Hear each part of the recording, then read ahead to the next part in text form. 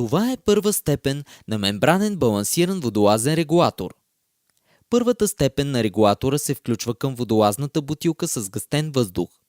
Мембраната представлява гъвкав гумен диск, който е поставен на границата между околната водна среда и камерата за междинно налягане.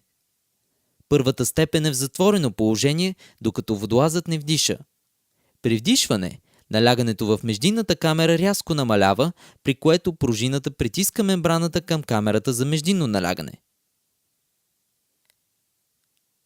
По този начин се избутва седлото на клапана и първата степен се отваря.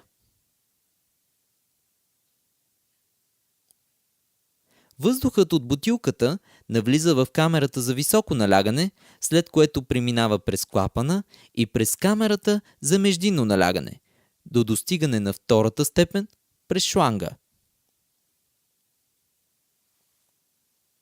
Този процес продължава докато водолазът вдишва. След като водолазът е поел въздух, налягането в междинната камера се изравнява с натиска, който оказва пружината, плюс налягането на околната среда. Вследствие на това, клапанът се затваря и спира притока на въздух. Налягането на въздуха в междинната камера е винаги в диапазона от 7 до 10 бара, над това на околната среда.